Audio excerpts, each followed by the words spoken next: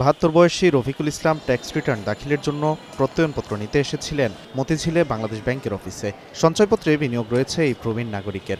তবে রোববার থেকে সঞ্চয়পত্র সহ ৫ ধরনের সেবা বন্ধ করায় প্রত্যয়নপত্র নিতে পারেননি তিনি। এখন কোথায় গেলে পাবেন জানেন না সে তথ্যও। কাগজ তোমাদের তো ইনকাম দেখছে, এখান থেকে কাগজ নিতই, এটা আছে অলরেডি দিব, কিন্তু নিতাম না, বছর বছর নিছি, গেলেই দিয়ে দিত, গেলেই একটা টিপ মারতো, কাগজ দিয়ে দিত। তো এখন তো জটিল করে আলাইছে, এখন তো জটিল করেছে, বাইরে গেলাম ঘুরলাম, এখন কি কাম হলো। রফিকুল ইসলামের মতো এমন আরও অনেকেই এসেছিলেন বাংলাদেশ ব্যাংকে। তবে সঞ্চয়পত্র কিংবা পুরাতন নোট বদলের মতো সেবাগুলো নিতে পারেনি তারা। বাণিজ্যিক ব্যাংক ও অনলাইনে কিছু সেবা নেয়ার কথা বলা হলেও তা কতটা নির্বিঘ্নে নেওয়া যাবে এ নিয়ে শঙ্কা সেবা প্রত্যাশীদের মধ্যে।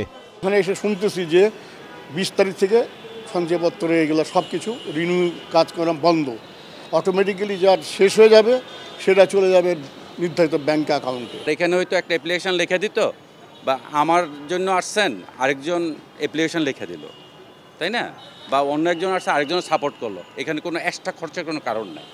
আর এখন যাইতে হবে আপনার সাইবার ক্যাফেতে, সাইবার ক্যাফে যাইয়া এটা রিকোয়েস্ট করতে হবে, টাকা দিয়ে এটা সংগ্রহ করতে হবে। কারণ এখানে যে নিরাপত্তা ছিল, বাইরে অন্য কোনো ব্যাংকে সে নিরাপত্তা পাবো কিনা, এটা মনের ভিতরে একটা দ্বিধা রয়েই গেছে। আমার 2টা ছেঁড়া নোট ছিল, তাও আমি ওখান থেকে পাল্টাই নিয়ে আসলাম। আমার পরিচিত আছে বিধায় আমি এই সুযোগটা গ্রহণ করলাম, এক কথায়। যদিও কেন্দ্রীয় ব্যাংক বলছে কেপিআইভুক্ত হওয়ায় বাংলাদেশ ব্যাংকের নিরাপত্তাজনিত কারণেই বন্ধ করা হয়েছে ৫ ধরনের সেবা। তবে সহজে এসব সেবা যাতে বাণিজ্যিক ব্যাংকগুলো নিশ্চিত করে সে বিষয়ে নিয়মিত তদারকি করা হবে।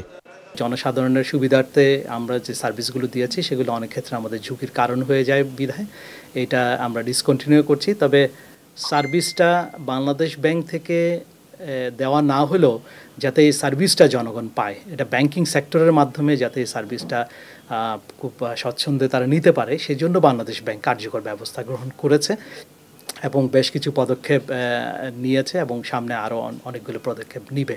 চলতি বছরের সেপ্টেম্বর পর্যন্ত গ্রাহকদের হাতে ৩,৪০,০০০ কোটি টাকার সঞ্চয়পত্র রয়েছে। এর মধ্যে ৩০% বেশি বাংলাদেশ ব্যাংকের মতিঝিল অফিসেই কেনাবেচা হতো। Walid Sakib, Star News, Dhaka.